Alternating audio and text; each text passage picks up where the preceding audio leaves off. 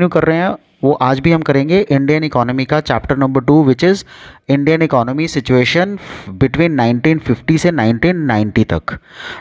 हमने main features of Indian economy पढ़ा था। Main features of Indian economy क्या था? Productivity was very very low then. हम 1950 से 1990 इंडियन इकोनॉमी पढ़ रहे हैं और इसमें फर्स्ट टॉपिक आज का हमारा आया एग्रीकल्चर का। प्रीवियस में हम पढ़ चुके हैं प्लान्स के बारे में इसी चैप्टर में, राइट। मेरी लास्ट स्लाइड में आपने देखा होगा कि इंडिया में प्लानिंग क्यों ज़रूरी है, किसने शुरू की, क्या ग्रोथ हुई, पॉजिटिव और नेगेटिव्स क्या थे प्लानिंग के, right. We did study the capitalist economy, the market economy and the mixed economy. ये फीचर्स हैं इंडियन एग्रीकल्चर के कि productivity of agriculture is very very low. There is disguised unemployment. There may be 5 people seen working but actually में उनका काम ही नहीं है 5 का, वहाँ पे काम ही शायद 3 या 4 का है। So the rest of the people are treated as though employed but they are actually not employed. Irrigation facilities नहीं है, that is why Indian farmer आज भी रेनफॉल पे डिपेंडेंट है।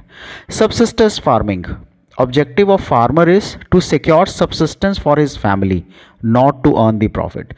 बहुत सारे ऐसे फार्मर्स हैं जिनका आज भी मोटिव ये होता है कि घर के लिए कुछ बना लें, कुछ प्रोड्यूस कर लें। उनका आज भी मोटिव उस एक्स्ट्रा प्रोड्यूस करके उसको मार्केट में सेल करके पैसा अर्न करना नहीं है।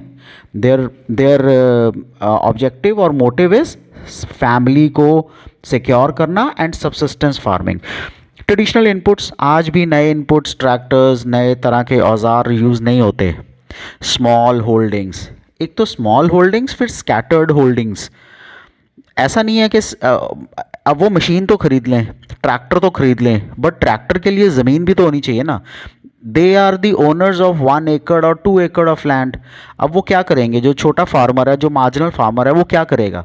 वो अगर एक ट्रैक्टर खरीद भी लेगा तो 1 एकड़ के लिए ट्रैक्टर उसको प्रॉपर वैल्यू फॉर मनी नहीं दे पाएगा, रिटर्न ऑफ मनी नहीं दे पाएगा। सो वो जाते ही नहीं है because of the small holdings. The technology is backward. इसी कारण से जो हमारी टेक्नोलॉजी है, क्योंकि लैंड होल्डिंग्स बहुत स्मॉल हैं, फार्मर जो हैं वो फैमिली का ज़्यादा करते हैं rather than to earn the money. इसी कारण से टेक्नोलॉजी बैकवर्ड है आज भी हमारी। लैंडलॉर्ड टेनेंट कन्फ्लिक्ट, हमने कहा था ना, tillers of the soil are not the owners of the soil. तो हमने ब्रिटिश पीरियड में फर्स्ट चैप्टर में ये पढ़ा भी था कि जो लैंडलॉर्ड है ना, वो ब्रिटिशर्स को एक फिक्स्ड रेंट देता था, लेकिन वो टेनेंट से एक्स्ट्रा एग्जॉर्बिटेंट चार्ज करता था। इसी उसमें ब्रिटिशर्स तो चले गए, लेकिन कंटिन्यू अभी भी वही सिस्टम है जिसमें लैंडलॉर्ड जो है टेनेंट के साथ कन्फ्लिक्ट में ही रहता है हमेशा। So these are the problems of Indian agriculture. सबसे पहले general problems, pressure on the population of land on land. So India में पॉपुलेशन बहुत ज़्यादा है, उसके कारण प्रेशर बहुत ज़्यादा increase. So because of increase in population land के ऊपर उनको हाउसिंग चाहिए। सो इंडियन एग्रीकल्चर की सबसे बड़ी प्रॉब्लम है कि उनको एग्रीकल्चर लैंड ख़त्म होती जा रही है। Fertility of the land is degraded, soil erosion हो रहा है, तो फर्टिलिटी प्रॉपर नहीं मिल पा रही है। सबसिस्टेंस फार्मिंग, वो आज भी अपनी फैमिली के लिए ही अर्न करते हैं, फैमिली के लिए ही प्रोड्यूस करते हैं, मार्केट में सेल करने के लिए वो प्रोड्यूस नहीं करते फार्मर्स। सोशल एनवायरनमेंट ऐसा दिया जाता है कि आपको इतना ही रहना है। क्रॉप लॉसेस, पेस्ट से, इंसेक्टिसाइड से, फ्लड से या ड्रॉट से बहुत सारे क्रॉप के लॉसेस होते हैं। उनको इंस्टीट्यूशनल प्रॉब्लम्स भी हैं। स्मॉल एंड स्कैटर्ड होल्डिंग्स हैं। सो हमने पहले भी पढ़ा है फीचर्स में कि इंडिया में जितने फार्मर्स हैं, मैक्सिमम फार्मर्स की, मोर देन 70% फार्मर्स की जो लैंड होल्डिंग्स है वो बहुत छोटी छोटी हैं और बिखरी हुई हैं, स्कैटर्ड हैं। स्कैटर्ड का मतलब होता है कुछ, मान लो यहाँ पे है at a particular place and the other location is at से 10 kilometres away, 20 kilometres away. So एक जगह से दूसरी जगह जाना उनके लिए एक एफर्ट होता है। Poor implementation of land reforms तो हुए आफ्टर इंडिपेंडेंस, लेकिन उनको प्रॉपरली इम्प्लीमेंट नहीं किया गया, उतना अच्छी तरह से वो इम्प्लीमेंट नहीं हो पाए। लैक ऑफ क्रेडिट, उधार आज भी फार्मर को मुश्किल से मिलता है, क्रेडिट में दिक्कत है। मार्केटिंग फैसिलिटीज़, अब कोई भी फार्मर, उसका काम क्या है? प्रोड्यूस करना, यानी कि वो सब्जियां, वेजिटेबल्स, द वीट और द राइस और such other things he can produce, but वो सेल कहाँ करे? वो मार्केटिंग फैसिलिटीज़ उतनी प्रॉपर नहीं है, या तो मार्केटिंग मंडीज़ जो हैं वो प्रॉपर नहीं है जहाँ होनी चाहिए। Then third one is technical reforms. Irrigation facilities proper नहीं है, आज भी मानसून पे डिपेंडेंट है। रॉन्ग क्रॉपिंग पैटर्न, हम लोग क्रॉप्स तो ग्रो कर रहे हैं बट हमारा pattern of cropping is very very wrong. जिस टाइम पे हमें जितना रेवेन्यू ज़्यादा आ सकता है हम वो क्रॉप ग्रो ही नहीं करते। आउटडेटेड टेक्निक्स ऑफ प्रोडक्शन, आज भी हम वही पुराने टेक्निक्स ऑफ प्रोडक्शन पे ही काम कर रहे हैं। Reforms in Indian agriculture, institutional reforms हुए एंड जनरल रिफॉर्म्स हुए। लैंड रिफॉर्म्स भी बोलते हैं इनको। से इंटरमीडिएरीज को अबॉलिश किया गया, right. After 1950 government has taken certain steps. Regulation of rent, land holdings को फिक्स कर दिया, सो रेंट को रेगुलेट कर दिया। कंसोलिडेशन ऑफ लैंड होल्डिंग्स, जो स्कैटर्ड लैंड होल्डिंग्स थी ना, अब उनको थोड़ा कंसोलिडेट करना शुरू किया है। Then there is ceiling on land holdings. So I told you कि रेगुलेशन ऑफ रेंट पॉसिबल हो पाया because ceiling of land holdings हो गया, यानी कि उस पर्टिकुलर लिमिट से ज़्यादा कोई भी फार्मर जो है वो लैंड होल्डिंग रख नहीं सकता। कोऑपरेटिव फार्मिंग, लोगों ने मिलके फार्मिंग करनी शुरू की है कोऑपरेटिव में। जनरल रिफॉर्म्स क्या थे? इरिगेशन फैसिलिटीज जितनी पहले थी उससे इंक्रीज हुई हैं, एरिया अंडर कल्टीवेशन इंक्रीज हुआ है। प्रोविजन ऑफ क्रेडिट, टैक्स बन गई हैं primary cooperative societies. Then even commercial banks भी, नाबार्ड है। सो ये सब जो है ना, ये बैंक्स के थ्रू या कोऑपरेटिव सोसाइटीज़ के थ्रू ये फार्मर्स को क्रेडिट देते हैं, इजी क्रेडिट देते हैं। रेगुलेटेड मार्केट्स हैं आजकल, right. And cooperative marketing societies, regulated markets हैं यानी कि जो फार्मर की हेल्प के लिए बनी हैं, एंड कोऑपरेटिव मार्केटिंग सोसाइटीज़ बन गई हैं। Support price policy, MSP, minimum support price. So कोई भी फार्मर किसी भी पर्टिकुलर प्रोडक्ट को जिस पे एमएसपी दी हुई है, सरकार गारंटी करती है कि इससे नीचे नहीं बेचेगा, यानी कि सरकार ये गारंटी करती है कि इतनी तो प्राइस मैं तुम्हें उस फार्मर को उसके प्रोड्यूस का देंगे ही देंगे। But now it is time for green revolution. Green revolution अब आना चाहिए। सो हुआ क्या ग्रीन रेवोल्यूशन के टाइम पे? Started in 1966 around, right, the first green revolution. होगा क्या ग्रीन रेवोल्यूशन पे? HYV seeds. HYV सीड्स कौन से होते हैं? हाई यील्ड वैरायटी सीड्स, यानी कि वो वाले सीड्स हो गए जिनसे, वो वाले सीड्स अब सो इन करने लग गए फार्मर जिनसे अच्छी यील्ड आती थी, यानी कि प्रोड्यूस इंक्रीज होता था। केमिकल फर्टिलाइजर से, इंसेक्टिसाइड और पेस्टिसाइड्स से प्रोटेक्शन होनी शुरू हो गई। साइंटिफिक रोटेशन ऑफ क्रॉप्स, पहले जो है ना क्रॉप्स साइंटिफिक रोटेटेड नहीं थी, अब क्या है, फर्टिलिटी ऑफ सॉइल इससे बनी रहती है। Modernised means of cultivation, the new and the modern means cultivation बनने शुरू हो गए। ग्रीन रेवोल्यूशन का अचीवमेंट क्या हुई? प्रोडक्शन इंक्रीज हुई, प्रोडक्टिविटी भी इंक्रीज हुई। एक तो टोटल प्रोडक्शन इंक्रीज होती है, दूसरा प्रोडक्टिविटी पर एकड़ हम बोलते हैं ना, वो भी इंक्रीज हुई है। There is increase in income as well. Rise in commercial farming. Commercial farming क्या होता है?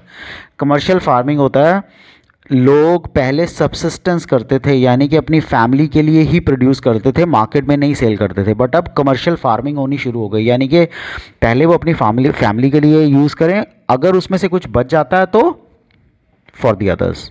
Impact on social revolution, use of new technology, HYV seeds, fertilisers etcetera. Social revolution हुआ जिससे नई टेक्नोलॉजी, नए सीड्स, फर्टिलाइजर्स यूज़ करने शुरू किए फार्मर्स ने, इससे एम्प्लॉयमेंट इंक्रीज हुआ। एंड एक्रीएज होता है एरिया अंडर कल्टीवेशन, बहुत ज़्यादा इंक्रीज हो गया पहले से। ऐसा नहीं है सब कुछ ग्रीनर साइड है ग्रीन रेवोल्यूशन का, कुछ फेलियर्स भी हैं। ये जो ग्रीन रेवोल्यूशन था ना, ये लिमिटेड था, सिर्फ लिमिटेड क्रॉप्स पे था एंड लिमिटेड एरियाज़ में था, ठीक है। जैसे ये वीट एंड राइस, सो जो कनक और जो चावल दो ही चीज़ें उगाती थी, जैसे पंजाब, हरियाणा, यूपी, आंध्र प्रदेश, वहाँ पे तो प्रोग्रेस हुई, लेकिन बाकी स्टेट्स पीछे रह गई। पार्शियल रिमूवल ऑफ पॉवर्टी, अब एग्रीकल्चर में इतने लोग डिपेंडेंट हैं, जीडीपी में इतना कंट्रीब्यूशन है, तो ऑब्वियसली अगर ग्रीन रेवोल्यूशन के कारण कुछ पॉजिटिविटी आएगी, इकोनॉमी ग्रो करेगी, तो पॉवर्टी भी रिमूव होगी। लैंड रिफॉर्म्स निगलेक्टेड ही रहे। लैंड रिफॉर्म्स हुए तो, रेगुलेशन ऑफ रेंट हुआ तो, बट निगलेक्टेड सा था। Increase in income disparity between small and big farmers, अब वो फार्मर्स जो बाद में लैंड जो खरीद पाए, किसी और के नाम पे उन्होंने लैंड खरीद लिया, बेनामी लैंड खरीद लिया, उसके कारण स्मॉल और बिग फार्मर्स ने इनकम डिस्पैरिटी बनी रही। इकोलॉजिकल डिग्रेडेशन, इकोलॉजिकल डिग्रेडेशन क्या होता है? ऐसा नहीं है कि इकोलॉजिकल बैलेंस हम मेंटेन रख पाए, इकोलॉजिकल बैलेंस डिग्रेड हुआ, रिड्यूस हुआ इसके कारण। Second is industry. So agriculture के बाद इंडस्ट्रियल सेक्टर का सबसे इंपॉर्टेंट रोल आता है। इंडस्ट्रियल सेक्टर का क्या रोल था इंडिया में? Industrialisation is important for overall growth of a country. किसी भी कंट्री की ग्रोथ के लिए इंडस्ट्रियलाइजेशन सबसे ज़्यादा इंपॉर्टेंट है। इंडस्ट्रीज़ वो हैं जो मैन्युफैक्चर करती हैं चीज़ें जो हम यूज़ करते हैं। So these are the points that highlight the importance of an industry in any economy. किसी भी इकोनॉमी में ये इंडस्ट्री की इंपॉर्टेंस को हाईलाइट करते हैं। सो क्या पॉइंट्स हैं? सबसे पहले एम्प्लॉयमेंट। इंडस्ट्री में सबसे ज़्यादा लोग एम्प्लॉयड होते हैं। जितना इंडस्ट्री ग्रो करेगी उतनी ही एम्प्लॉयमेंट ग्रो करेगी। मैन्युफैक्चरिंग के लिए चाहे जितना मर्जी हम कैपिटल यूज़ करते हैं, मशीन्स यूज़ करते हैं, बट फिर भी labour employed in the industrial sector defines the economy. It raises the national income. जितना इंडस्ट्री ग्रो करती है उससे जीडीपी ग्रोथ होती ही होती है। सो हमारी नेशनल इनकम इंक्रीज़ करती है, रीजनल बैलेंस मेंटेन होता है। अब जो कुछ तो ऐसे थे जो एग्रीकल्चर, जो कुछ स्टेट्स थी वो एग्रीकल्चर में ग्रोथ कर गई, तो बाकी की कुछ स्टेट्स ने इंडस्ट्री में भी ग्रो किया है। इंडस्ट्री से ही मशीनरी बनती है जिससे मॉडर्नाइजेशन आती है। Agricultural products, agricultural tools industry में ही बनते हैं। Self sustainable development, industry grow करती है तो सस्टेनेबल डेवलपमेंट बनती है। High potential for growth, industrial sector में जो ग्रोथ का पोटेंशियल है बहुत ज़्यादा होता है। की to high volume of exports, जो भी हमारे एक्सपोर्ट्स हैं प्राइमरीली हम सबसे पहले तो हम रॉ मटेरियल एक्सपोर्ट करते थे while we were under the British rule. जब से हम इंडिपेंडेंट हुए हमने प्रेफर किया कि हम इंडस्ट्रियल गुड्स यानी कि मैन्युफैक्चर्ड गुड्स बाहर सेल करें जिनकी value raw material agricultural goods से ज़्यादा होती है। सिविलाइजेशन इंडस्ट्री के आसपास ही ग्रो करती है। There are factories like Tata Nagar बना है, राइट। सो जमशेदपुर जो बना है, सो वो इंडस्ट्री के आसपास ही है जहाँ फैक्ट्री लगी है। Change in basic structure of the economy, tertiary sector, agriculture sector, ये सब इंडस्ट्रियल सेक्टर पे डिपेंडेंट है। Sources of employment we have already read this, imparts dynamism to the growth process. Industrial sector जो है ना वो एक चीज़ को ग्रो नहीं करता, मल्टीपल चीज़ें को ग्रो करवाता है industrial sector. So that is why we say कि इससे डायनामिज्म आती है। So that is why we में से इंडस्ट्रियल जो सेक्टर है वो प्री कंडीशन है for the final take off an economy. अगर इंडस्ट्री ग्रो करेगी तभी आपकी इकोनॉमी ग्रो कर सकती है। इंडिपेंडेंस तक से क्या हुआ? Industrial development since independence, share of industrial sector GDP में 20% इंक्रीज हुआ अप टू 13-14। ये चेंजेस हुए हैं। इंफ्रास्ट्रक्चर ग्रो किया, power sector, transport sector, communication, banking, finance, qualified and skilled human resource, ये सब इंडस्ट्रीज़ का पार्ट है। प्रोग्रेस हुई है रिसर्च एंड डेवलपमेंट में, एक्सपेंशन ऑफ पब्लिक सेक्टर हुआ है, building up of capital goods industry. जो भी हमारी कैपिटल गुड्स, मैन्युफैक्चरिंग में जो गुड्स बनती हैं, मशीनरीज बनती हैं, वो बिल्डअप होनी शुरू हुई हैं। Growth of non essential consumer good industry, जो नॉन असेंशियल है, जो हमें नहीं चाहिए, ज़रूरी नहीं है, असेंशियल नहीं है, वो भी कंज्यूमर गुड्स इंडस्ट्री ग्रो हुई है। फॉर एग्जांपल, एक मोटी मोटी एग्जांपल, कार है, स्कूटर्स है, मोबाइल फ़ोन्स है, ये नॉन एसेंशियल इंडस्ट्रीज़ हैं। Problem of industrial development in India, ऐसा नहीं है कि सब कुछ ठीक है, there are problems also, sectoral imbalances. Agriculture और infrastructure have failed to provide the support to the industrial sector. So sectorial imbalance है। ऐसा नहीं है कि एग्रीकल्चर ने 100% सपोर्ट किया इंडस्ट्री को, नो, वो फेल हुए हैं। Regional imbalance, restricted to few states, कुछ स्टेट्स तक ही जो इंडस्ट्रियल सेक्टर है, इंडस्ट्रियल डेवलपमेंट है, वो हो पाई है। इंडस्ट्रियल सिकनेस, ऐसा नहीं है हर इंडस्ट्री अच्छी करती है, problem of unemployment her industry में रही है, सिक हो जाती है इंडस्ट्रीज़, यानी कि वो लॉसेस में चली जाती हैं। Higher cost of industrial product due to lack of healthy competition, अच्छा कॉम्पिटिशन नहीं है इसलिए जो प्रोडक्ट है वो भी कॉस्टली बनते हैं। Dependence on the government for reduction in tax और duty to make import easier. So जो भी इंडस्ट्री है वो हमेशा गवर्नमेंट की तरफ देखती है ताकि वो टैक्स रिड्यूस कर पाए और इंपोर्ट आसान हो पाए। Poor performance of the public sector, हमारा जो पब्लिक सेक्टर है ना वो उतना अच्छे से ग्रो नहीं कर पाया। उसका कारण क्या था? उसका मेन कारण ये था कि पब्लिक सेक्टर को इनएफिशिएंसीज, रेड टेपिज्म, इन सब ने घेर लिया। सो इन सब के कारण वो ग्रो कर ही नहीं पाया। Moreover there was political interference to a larger extent, that is why public sector proper grow नहीं कर पाया।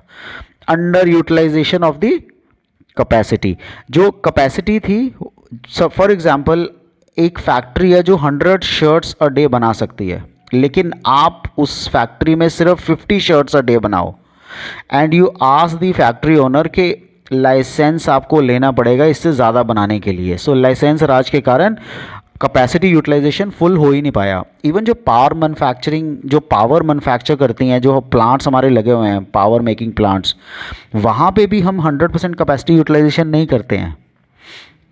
कैपिटल आउटपुट रेशो, कैपिटल से आउटपुट जो आई है वो रेशो हमारी बहुत अच्छी नहीं है। दैट इज़ वाई हम ये कह सकते हैं कि इंडस्ट्री में भी बहुत सारी प्रॉब्लम्स रही हैं।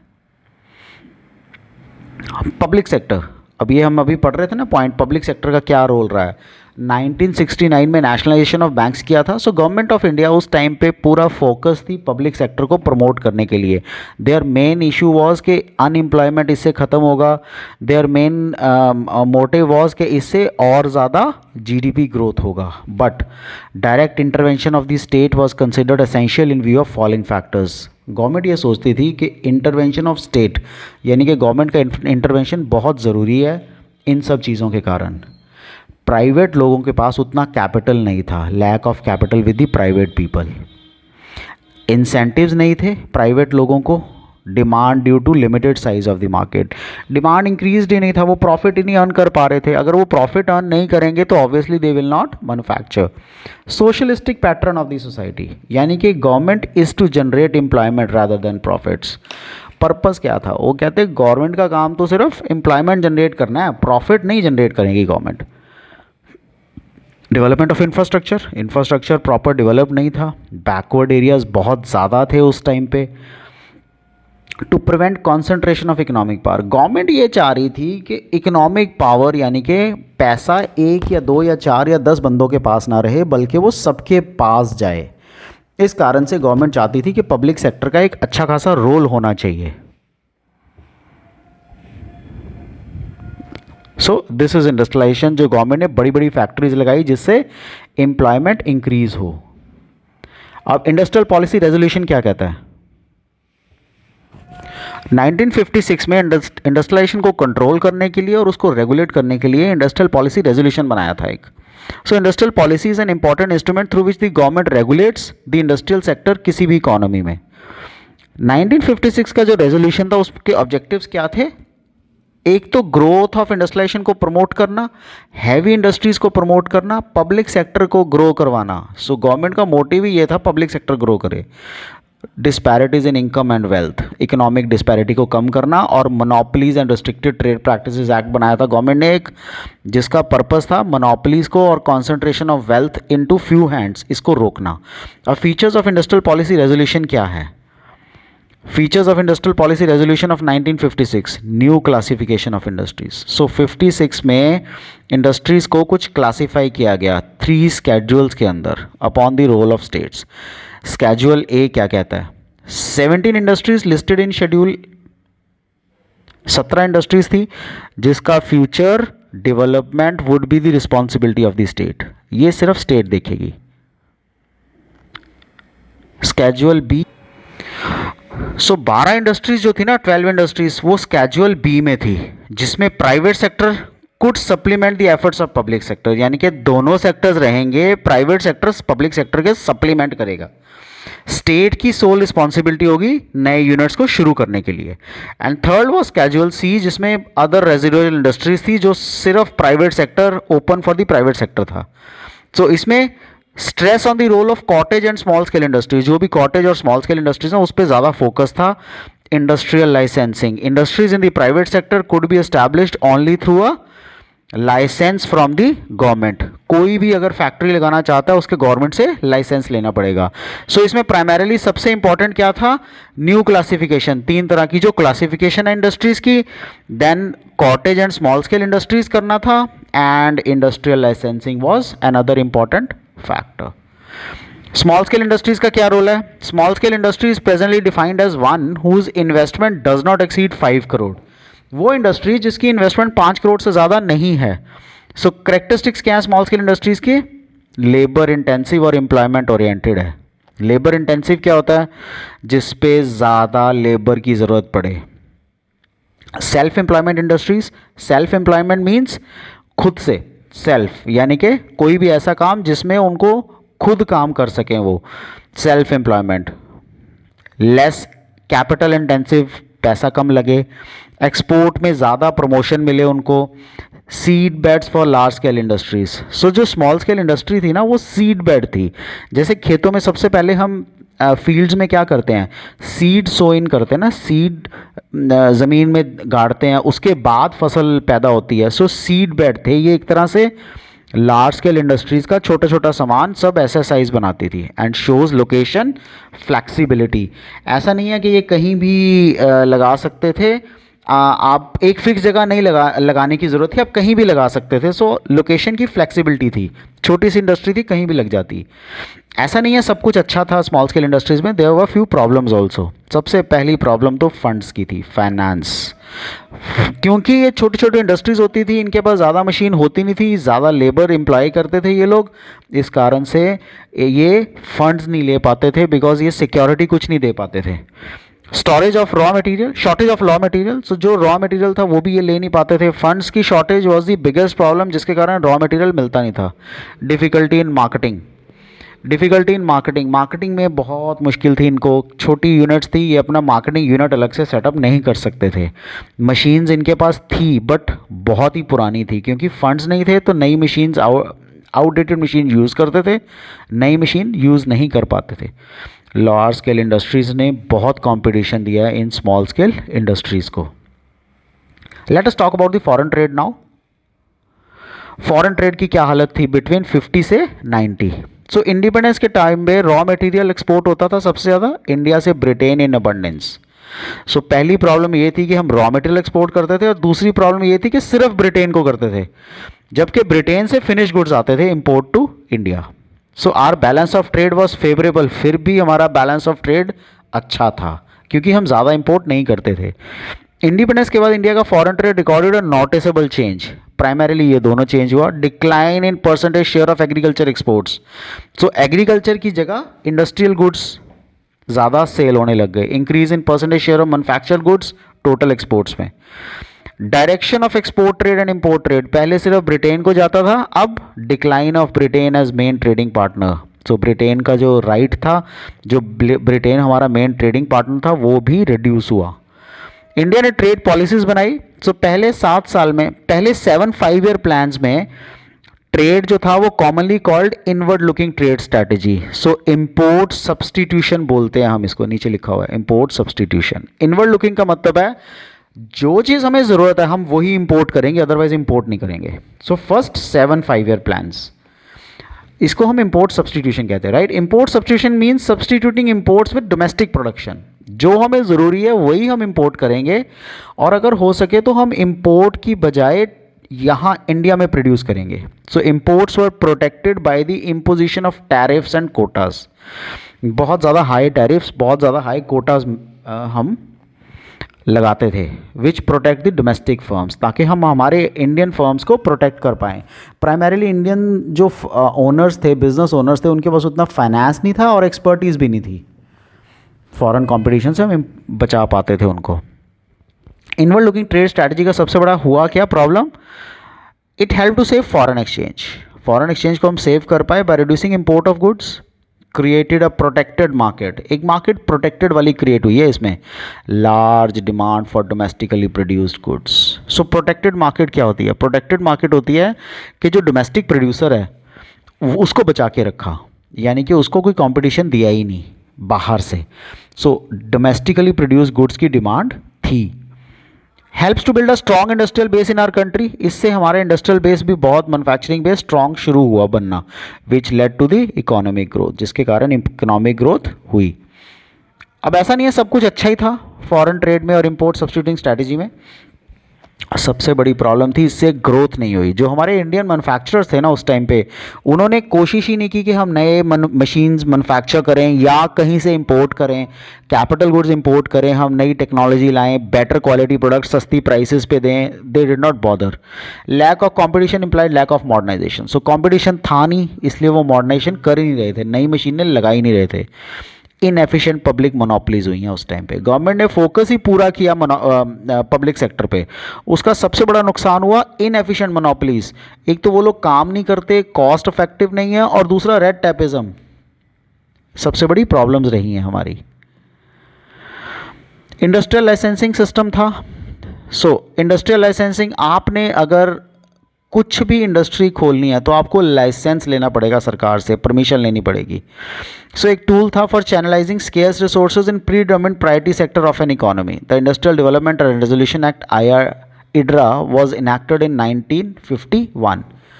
मेन पर्पस क्या था इसका? Regulation of industrial development in accordance with planned priorities. जो हमारी प्रायोरिटीज़ हैं उसके साथ ही हम रेगुलेट करें। अवॉइडेंस ऑफ मोनोपोली, मोनोपोली को अवॉइड करें। Balanced regional development. What is balanced regional development? हमारी जो रीजनल डेवलपमेंट है ना वो तो हो, बट वो बैलेंस्ड हो, यानी कि सब जगह डेवलपमेंट हो। Prevention of undue competition, large scale industries और स्मॉल स्केल इंडस्ट्रीज आपस में compete ना करें। Optimum utilisation of scarce foreign exchange resources. अगर हमारे पास $100 भी हैं तो हम उसको भी प्रॉपरली यूज़ करें, ऑप्टिमली यूज़ करें। तो इसमें फॉलोइंग चीज़ें एप्लीकेबल थी। क्या क्या? All the scheduled industries register होनी चाहिए गवर्नमेंट के पास। गवर्नमेंट ने ये कहा कि इंडस्ट्रियल लाइसेंसिंग, यानी कि हमसे परमिशन लो। A licence is obtained by all the new industry, जितनी नई फैक्ट्रियाँ लगेंगी वो गवर्नमेंट से परमिशन लेंगी।